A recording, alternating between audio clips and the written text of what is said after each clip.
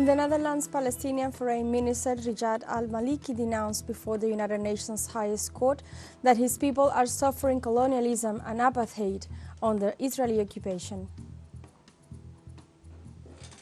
The Venezuelan prosecutor's office makes new revelations with conviction evidence related to the Brazalete Blanco case that links Rocío San Miguel to activities that have nothing to do with the defense of human rights. And Cuban Foreign Minister Bruno Rodriguez received in Havana his Russian counterpart, Sergei Lavrov, who arrived at the talks accompanied by a large delegation. Hello and welcome to From the South. I'm Alejandra Garcia from teleSUR Studios in Havana, Cuba. We begin with the news.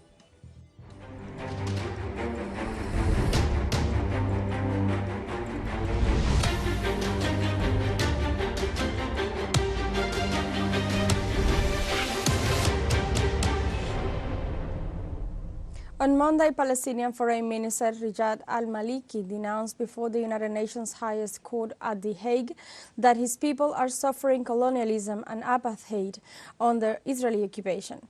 The ICJ opened this week a series of hearings to analyze the legal consequences of Israel's occupation of the Palestinian territories since 1967. A record 52 countries, including the United States, Russia and China, are expected to testify in this process at The Hague. Riyad Al-Maliki asked the court to declare the occupation illegal and ordered it to end immediately, completely and unconditionally. The tribunal holds these hearings at the request of the United Nations General Assembly. Lawyers and jurists in the Netherlands urge Israel to stop human rights violations and its illegal occupation of Palestine. The group denounced ethnic cleansing in the northern Gaza and the collective punishment carried out by Israel against the Palestinians. More than 200 lawyers deplored the situation caused by attacks on the Gaza Strip in a joint statement on social media. The globally recognized as one of the most esteemed figures in the field of public international law, lawyer Paul Rischler stated the following. The only state besides Fiji to defend Israel is the United States. This is not surprising. Whatever offenses against international law Israel commits, the United States comes forward to shield it from accountability. Here, the United States attempts to defend Israel not by arguing that the occupation is lawful, but that it is neither lawful nor unlawful. To reach this conclusion, the United States argues that belligerent occupation is governed exclusively by international humanitarian law and not by the UN Charter or general international law. In its own words, quote, although international humanitarian law imposes obligations on belligerents in their conduct of an occupation, it does not provide for the legal status of an occupation to be lawful or unlawful. Even assuming arguendo that this is a correct reading of international humanitarian law, which we dispute, it does not lead to the conclusion that an occupation cannot be unlawful under international law. What about Article 2.4 of the UN Charter and general international law, including the prohibition on acquisition of territory by force? For the United States, apparently, this peremptory norm does not exist when it comes to Israel's annexation and settlement of the occupied Palestinian territory. The lawyer representing the state of Palestine referred to the importance of a court ruling that declares illegal the ongoing Israeli occupation of Palestine. The best, and possibly the last, hope for the two-state solution that is so vital to the needs of both peoples is for the court to declare illegal the main obstacle to that solution, the ongoing Israeli occupation of Palestine, and for it to pronounce in the clearest possible terms that international law requires that this entire illegal enterprise be terminated, completely, unconditionally, and immediately. Israeli Prime Minister Benjamin Netanyahu on Monday reiterated his decision to carry out a military operation in Rafah before 10 March, the official start of Ramadan, the Muslim world's most important holiday. This move by Netanyahu's administration is backed by the Cabinet Minister for War, Benny Gantz, and local and international human rights organizations warn that it will affect more than 1 million innocent civilians. In this sense, the Tel Aviv regime justifies the land incursion as the way to rescue the hostages they claim are in control of the Palestinian resistance. It should be noted that thousands of Gazans have been displaced to Rafah, which borders Egypt, because the Israeli army operation promised the international community that it was a safe area.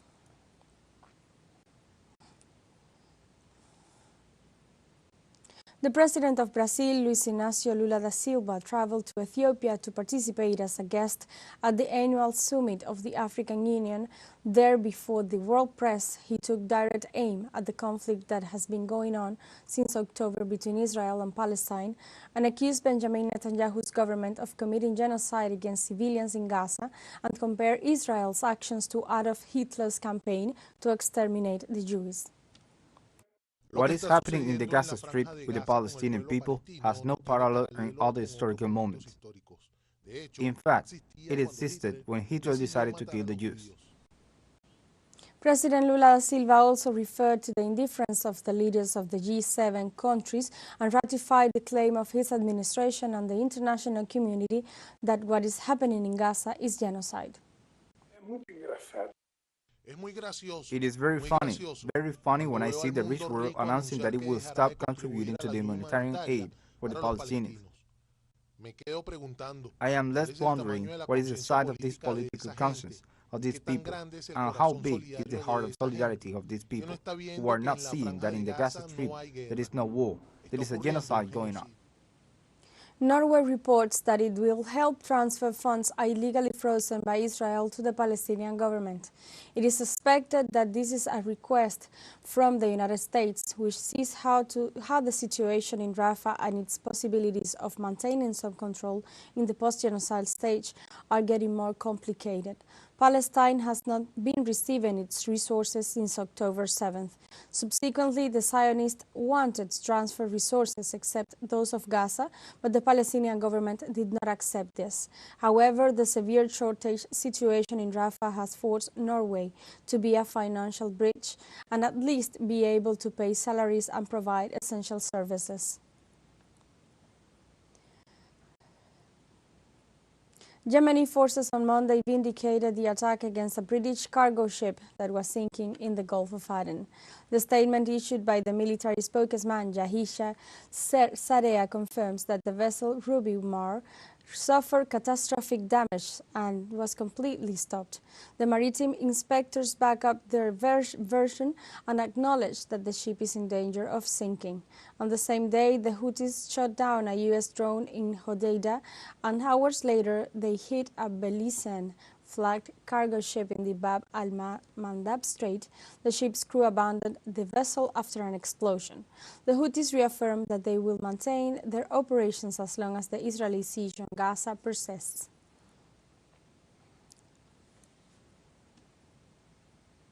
Let's take a short break, but remember you can join us on TikTok at teleSUR English, where you will find news in different formats, news updates, and more.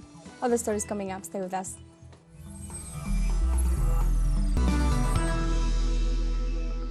Welcome back. In Venezuela, Attorney General Tarek William Saab presented this Monday the advances in the Brazalete Blanco case. The Attorney General pointed out that this terrorist act intended to end the life of President Nicolás Maduro. Saab reported that those responsible intended to attack the 21st Army Brigade in Táchira and capture 482 rifles, 51 pistols, and 10 shotguns from the arms park. He also detailed that the evidence found at the time of the arrest of citizen Angelo Heredia incriminates Rocío San Miguel of being involved with the case. Another of those arrested was Guillermo Enrique César Ciero, and his home authorities found a military operation order where he explained the whole plan and also mentions Rocío San Miguel. The executors, according to what we have found so far, had calculated that the weapons that they were going to capture, according to their totally criminal plans, consisted of 482 rifles, 100 rifles, 51 pistols, and 10 shotguns.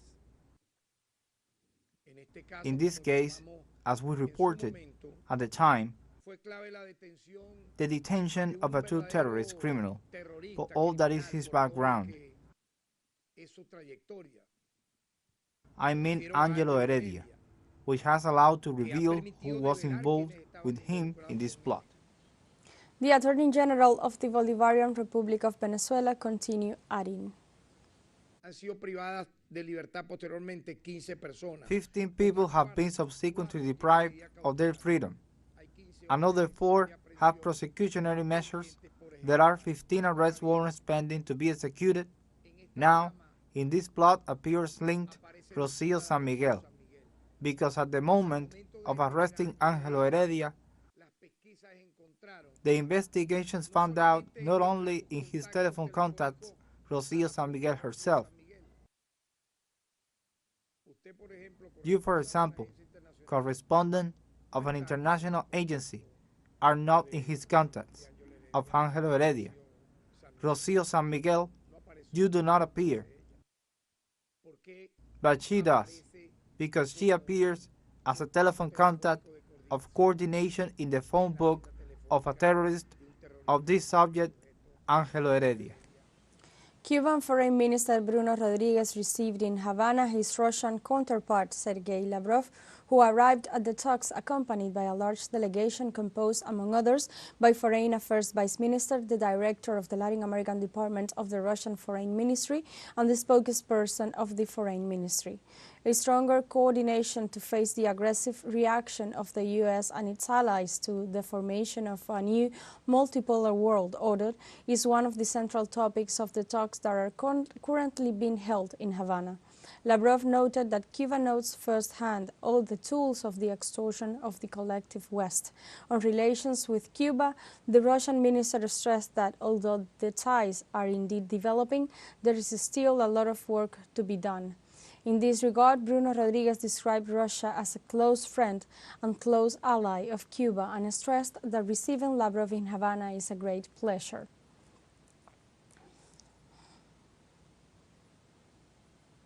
In the Dominican Republic, the delegation of electoral observers of the Permanent Conference of Political Parties of Latin America and the Caribbean, COPAL, has qualified the municipal elections held this Sunday as reliable.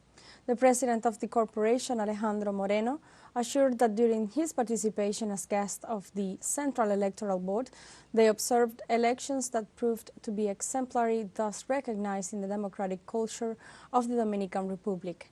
During this election day, he emphasized that several missions were deployed in some provinces to respectfully follow up the process.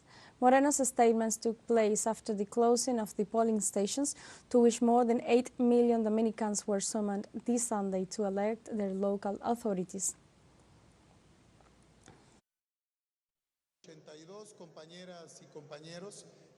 We are a delegation of 82 comrades from 26 countries of Latin America and the Caribbean. There are also guests from Spain, France, and other European countries. And what we want to share with you in this statement is very brief. We will give this information to you to media. We were in the National District, here in the Great Santo Domingo. We were in Bonao. We were in Monte Plata. We were in Santiago de los Caballeros. We were in different regions, in La Romana, in several regions of the Dominican Republic. And the reports that we have from this observation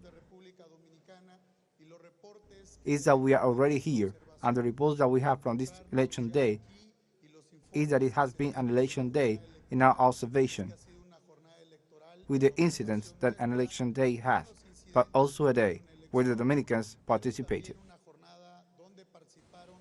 The Bolivarian Alliance for the Peoples of Our America People's Trade Treaty announced the appointment of Venezuelan diplomat Jorge Arriaza as the new executive secretary of the alliance. In an official statement, ALBA-TCP announced the appointment of the former Venezuelan vice president and former minister of foreign affairs to the office. Arriaza has been entrusted with the task of developing an urgent and challenging work plan, the ALBA-TCP 2030 strategic agenda, aimed at giving an extraordinary drive to the process of comprehensive consolidation of the alliance in the coming years. The new executive secretary has been entrusted to coordinate actions to reactivate the region's cooperation structure by promoting trade exchange and the development of the logistic chain, expanding air and maritime connectivity, fostering the expansion of social inclusion programs, increasing the membership, capital assets and credit capacity of the Bank of ALBA, reactivating Petrocaribe and promoting its convergence with other regional cooperation mechanisms for development, among others.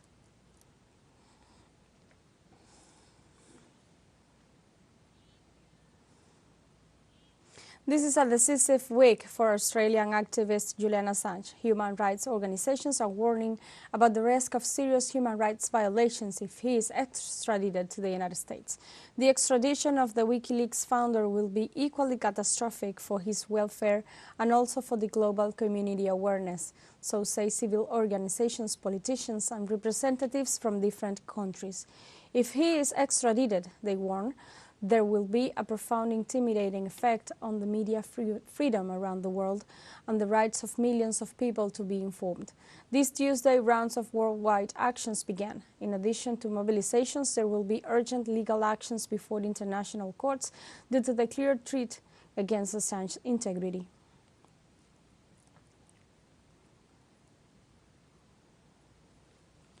On Monday, French President Emmanuel Macron meets his Guatemalan counterpart Bernardo Arévalo at the Élysée Palace for bilateral talks focused in strengthening their bilateral relations.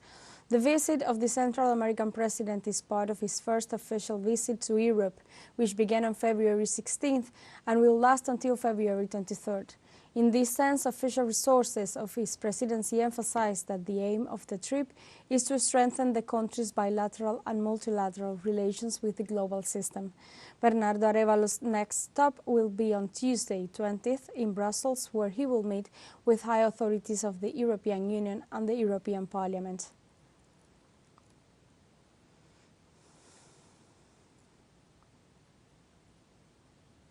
The Eiffel Tower, one of the world's top tourist attractions, was closed Monday after staff went on strike. The strike, which was called to protest over the way the monument is managed financially, could be extended. The tower's operator said on its website that visits of the monument will be disrupted on Monday. It advised ticket holders to check its website before showing up or to postpone their visit. E-ticket holders were asked to check their emails for further information. The stop page is the second strike at the Eiffel Tower within the 2 months for the same reason. Unions have criticized operator SETE for its business model that they say is based on an inflated estimate of future visitors' numbers while underestimating construction costs. We have a final short break coming up, but before we invite you to join our WhatsApp community for our English-speaking audience, you can scan the QR code on screen to join directly and share the link to reach more people. Constant news coverage of Latin America and the Caribbean, as well as the rest of the world. Stay connected and informed with teleSUR. Final short break. Don't go away.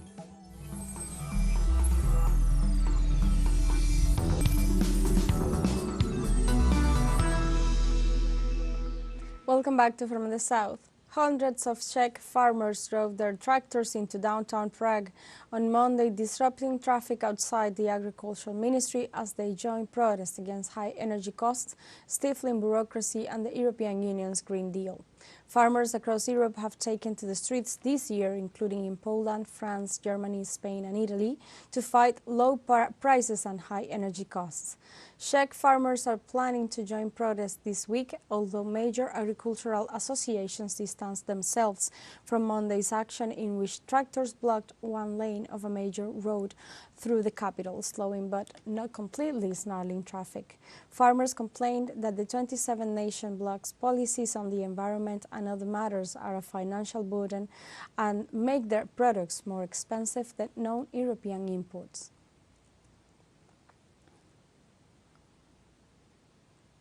In Papua New Guinea, tribal conflicts have resulted in more than 60 fatalities. The incidents were recorded in the Enga province, according to George Kakas, acting superintendent of the Royal Papua New Guinea Police. It was an ambush. The victims, so far 64 confirmed, were members of a tribal group, plus some allies and mercenaries who were caught off guard. Regional authorities claim that this is the incident with the highest death toll in the region. Australia's Prime Minister Anthony Albanese described the situation in one of its closest neighbours as disturbing and offered his government assistance.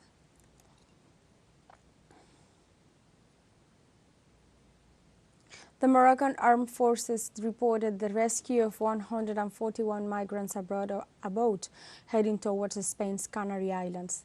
Among the rescued migrants, there were 3 minors and 2 women. The rescue operation, which started on February 10th from Mauritania, lasted more than 15 hours due to bad weather. After the recovery of the makeshift vessel, Moroccan authorities took the immigrants to the port of Dakhla, where they were handed over to the police for the necessary formalities. The United Nations World Food Programme warned that at least 25 million people are struggling with soaring rates of hunger and malnutrition as the crisis in Sudan sends shockwaves around the region. The United Nations agency said thousands of families are being displaced and forced across borders into Chad and South Sudan each week, adding to already dire humanitarian situations in both countries and creating the world's largest displacement crisis. In South Sudan, families fleeing Sudan now make up to 35% of those facing catastrophic levels of hunger, despite only accounting for 3% of the population. There are 18 million acutely food insecure people within the war-torn country, and around 3.8 million Sudanese children under 5 years old are malnourished.